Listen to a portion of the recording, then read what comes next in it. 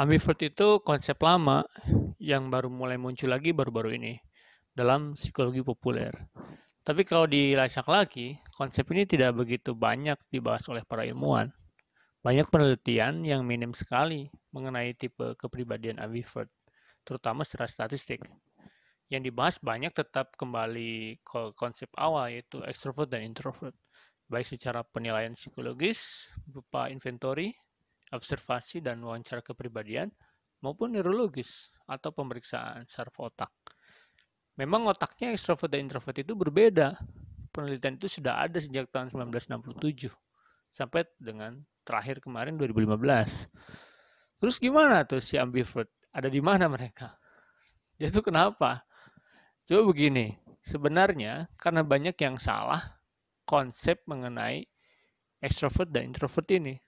Banyak yang nyangka ekstrovert itu terbuka dan introvert itu tertutup.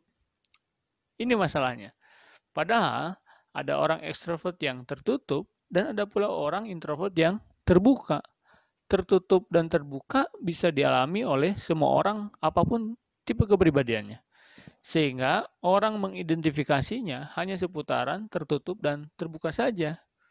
Misal, jika mereka ngerasa tertutup dan pemalu, langsung nyangkanya introvert.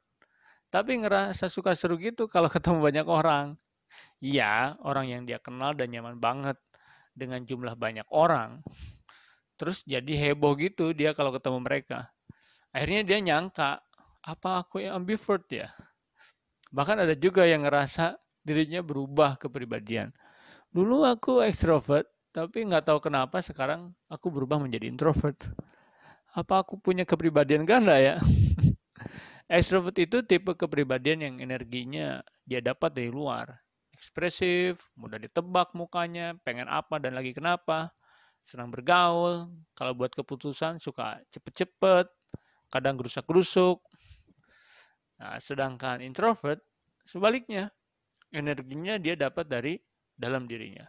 Melalui pikiran, imajinasi, bergaul sedikit tapi mendalam, sulit ditebak maunya apa dan kenapa karena ekspresinya yang flat.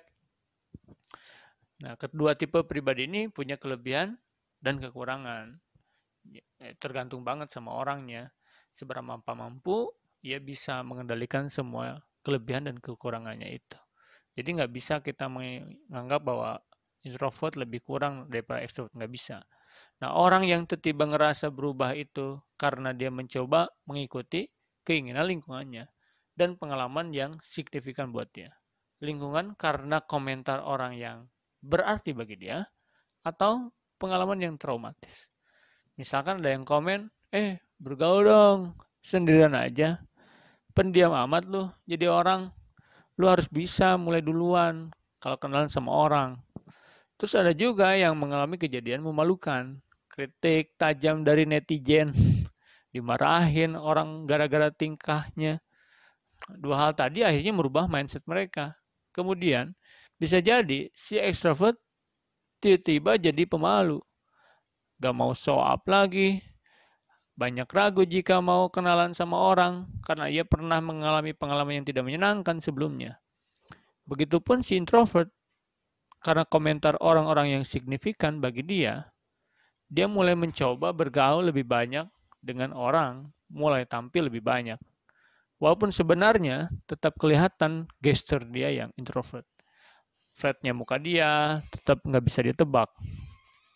Nah, inilah yang menyebabkan konsep ambivert muncul saat kedua tipe kepribadian ini. Mencoba beradaptasi dengan kejadian dan mengendalikannya. Ada yang ke arah positif, sehingga dia jadi lebih berkualitas, tapi juga ada yang malah jadi negatif, tidak begitu tumbuh dengan baik. Jadi, kalau ada orang yang nyablak banget, terus ekspresif saat tampil, dan berada di keramaian, terus ngaku introvert, karena dia ngerasa jarang keluar rumah,